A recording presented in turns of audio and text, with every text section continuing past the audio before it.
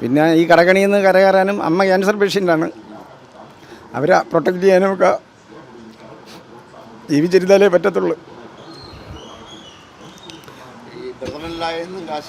എല്ലാവരും ഇന്നും വാങ്ങിച്ചിട്ടുണ്ട്.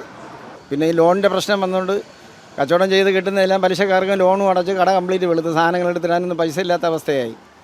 അപ്പോൾ അതാണ് ഇപ്പോൾ ഈ ആത്മഹത്യയുടെ വക്കിൽ എത്തി നിൽക്കുന്നത്. നമ്മളീ സ്റ്റോറി കാണുന്ന ഓരോരുത്തരും ഒരു 10 രൂപ വെച്ച് സഹായിച്ചു കഴിഞ്ഞാൽ ഒരു പക്ഷേ ഇദ്ദേഹത്തിനൊന്ന് ആത്മഹത്യയിൽ നിന്ന് രക്ഷപ്പെട്ട് കരകയറാൻ പറ്റും. നമസ്കാരം.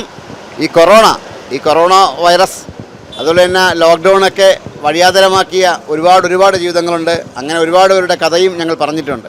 ഇന്ന് ഞങ്ങൾ എത്തിയിരിക്കുന്നത് വാവച്ചേട്ടൻ്റെ കടയിലാണ്. വാവച്ചേട്ടനെ ഇവിടെ അറിയപ്പെടുന്നത് സുരേഷ് ബാബു അല്ലേ? സുരേഷ് ബാബു വാവച്ചേട്ടൻ എന്നാണ് എല്ലാവരും അറിയപ്പെടുന്നത്. ഇദ്ദേഹം അത്യാവശ്യം സാമ്പത്തികമൊക്കെ ഉള്ള ഒരാളായിരുന്നു. നല്ല രീതിയിൽ ജീവിച്ച് പൊയ്ക്കൊണ്ടിരുന്ന ആളായിരുന്നു. നിർഭാഗ്യവശാൽ കോവിഡ് വന്നു, ലോക്ക്ഡൗൺ വന്നു, എല്ലാം തകർന്ന് തരിപ്പണമായി. ഇപ്പോൾ ബാങ്കിൽ കടം കടക്കാരെ കൊണ്ട് നിൽക്കാൻ പറ്റാത്ത അവസ്ഥ. ബന്ധുക്കളിൽ നിന്ന് കടം വാങ്ങിച്ചു, ബന്ധുക്കളുമായിട്ട് പിണക്കമായി.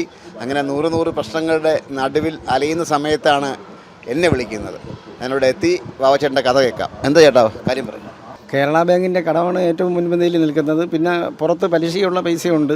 ബാങ്ക് കടം ഇപ്പോൾ ജപ്തിയായി, വീട്ടിൽ നോട്ടീസ് ഒട്ടിച്ച്. അപ്പോൾ അതിപ്പോൾ അദാലത്തിൽ വെച്ച് 6,90,000 രൂപ അടയ്ക്കണമെന്ന് പറഞ്ഞിരിക്കുകയാണ്. അപ്പോൾ ഞാൻ 4 കൊല്ലത്തിന് മുമ്പ് 6 ലക്ഷം രൂപ എടുത്ത് 4 ലക്ഷം രൂപ തിരിച്ചടച്ചു. അതിപ്പോൾ ആ പൈസ അടച്ച പൈസ എത്രയും പോയി. ഇപ്പോൾ വീണ്ടും 6,90 കിടക്കുകയാണ്. അപ്പോൾ 6,90 ഇപ്പോൾ വീണ്ടും അടയ്ക്കണമെന്ന് പറഞ്ഞേക്കുകയാണ്. അപ്പോൾ അതിൽ എന്തെങ്കിലും കുറച്ച് തരാൻ പറ്റുമെന്ന് ബാങ്കുകാർ നോക്കട്ടെ എന്ന് പറഞ്ഞിരിക്കുന്നു. അപ്പോൾ കുറച്ച് പൈസ ഇനി നമ്മൾ ഏകദേശം ഒരു 4 രൂപയ്ക്ക് അടുത്ത് ഏകദേശം ശരിയായിട്ടുണ്ട്. ബാക്കിയുള്ളൊരു 3-3.5 രൂപയ്ക്ക് അടുത്ത് കൂടെ ഇനി കയ്യിൽ വേണം. അതിനുള്ള ശ്രമമാണ് ഇങ്ങനെ സോഷ്യൽ മീഡിയ വഴിയൊക്കെ ജനങ്ങളടുത്ത് അഭ്യർത്ഥിച്ച സാമ്പത്തിക സഹായമാണ് നമ്മൾ ഉദ്ദേശിക്കുന്നത്. ഒരു ഫേസ്ബുക്ക് പോസ്റ്റൊക്കെ ഇട്ടായിരുന്നു അല്ലേ? ഞാൻ ഇടയ്ക്ക് ഫേസ്ബുക്കിലൊരു ഇത് ഇട്ടായിരുന്നു. അപ്പോൾ അതിൽ നിന്നൊക്കെ കുറച്ച് പൈസകളൊക്കെ ഇങ്ങനെ കിട്ടിക്കൊണ്ടിരിക്കുന്നു. ചെറിയ രീതിയിലുള്ള സഹായങ്ങൾ കിട്ടിക്കൊണ്ടിരുന്നു. വലുതായിട്ടൊന്നും ആരും സഹായിച്ചില്ല. പിന്നെ ഈ കടകണിയിൽ നിന്ന് കരകയറാനും അമ്മ ക്യാൻസർ പേഷ്യൻ്റാണ്. അവരെ പ്രൊട്ടക്റ്റ് ചെയ്യാനുമൊക്കെ ജീവിച്ചിരുന്നാലേ പറ്റത്തുള്ളൂ. എല്ലാവരും ഇന്നും വാങ്ങിച്ചിട്ടുണ്ട്. എല്ലാവരുമായിട്ട് പിണക്കമായി. ഇപ്പോൾ ആരും ഇല്ല. മോശമാണ്. ഒന്നുമില്ല. കടയിൽ സാധനമൊക്കെ വെളുത്ത്.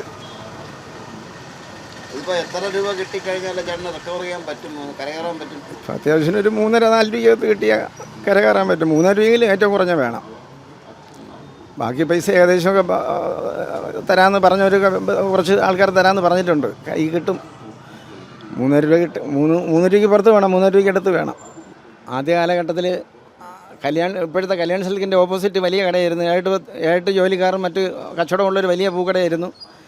ഈ റോഡ് വൈഡനിങ്ങിൻ്റെ ഭാഗമായിട്ട് അത് നമ്മൾ മാറിക്കൊടുത്തു. പകരം കട തരാമെന്ന് പറഞ്ഞിട്ട് മറ്റേ വസ്തുവിൻ്റെ ഉടമസ്ഥ ആ കട തന്നില്ല. അതിന് ശേഷമാണ് നമ്മൾ ഇങ്ങോട്ട് ചിറങ്ങി റോഡിലോട്ട് മാറിയപ്പോഴത്തേക്ക് കച്ചവടം മൊത്തം പോയി.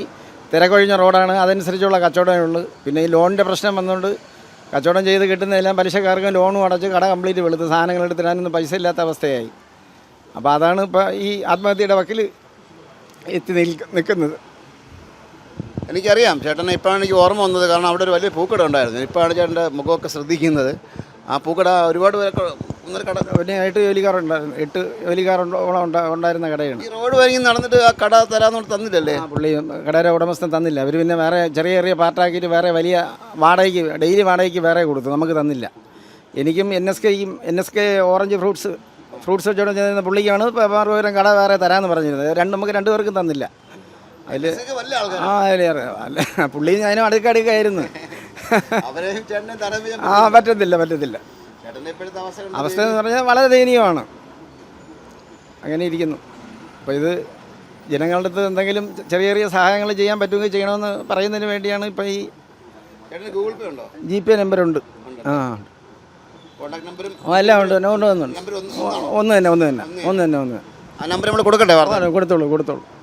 860 640 57 57. 860 640 57 57. പേര് വാവ. അതിൽ ഇതിലായിട്ടുള്ള ബാങ്ക് നെയിം സുരേഷ് ബാബു. ഈ മനുഷ്യൻ്റെ ദയനീയാവസ്ഥ കണ്ടിട്ട് നമുക്ക് തന്നെ വളരെയധികം സങ്കടം തോന്നുന്നു. നമ്മളീ സ്റ്റോറി കാണുന്ന ഓരോരുത്തരും ഒരു 10 രൂപ വെച്ച് സഹായിച്ചു കഴിഞ്ഞാൽ ഒരു പക്ഷേ ഇദ്ദേഹത്തിനൊന്ന് ആത്മഹത്യയിൽ നിന്ന് രക്ഷപ്പെട്ട് കരകയറാൻ പറ്റും. ഇദ്ദേഹം ആത്മഹത്യ ചെയ്യണമെങ്കിൽ കൂടെ അമ്മയും കൊണ്ടുപോകേണ്ട അവസ്ഥയാണ്. കാരണം അമ്മയ്ക്കും ക്യാൻസർ പേഷ്യൻ്റാണ്. ഇദ്ദേഹം ജീവിച്ചിരുന്നാലേ അമ്മയുടെ ചികിത്സയും നടക്കുള്ളൂ. അങ്ങനെ വളരെ ദയനീയമായൊരവസ്ഥയാണ്. ഞാൻ പറഞ്ഞ പോലെ ഈ സ്റ്റോറി കാണുന്ന ഓരോരുത്തരും ഒരു 10 രൂപ വെച്ച് അയച്ചു കഴിഞ്ഞാൽ ഒരു പക്ഷേ നമുക്ക് ഈ ചേട്ടനെ രക്ഷപ്പെടുത്താൻ പറ്റും. അത്ര ദയനീയമാണ് അവസ്ഥ. നമ്മുടെ സഹജീവികളെ കൈപിടിച്ചുയർത്തേണ്ടത് നമ്മുടെ ഓരോരുത്തരെയും കടമയാണ്. ഞാൻ എന്തായാലും ചേട്ടൻ്റെ ഗൂഗിൾ പേ നമ്പർ ഈ സ്റ്റോറിയിൽ ആഡ് ചെയ്യുന്നുണ്ട്. വിസ്മയസിനുണ്ട് ക്യാമറമാൻ അരുൺ സാഗറിനൊപ്പം ശ്രീജിത്ത് മാരാർ സൈനിങ് ഓഫ്.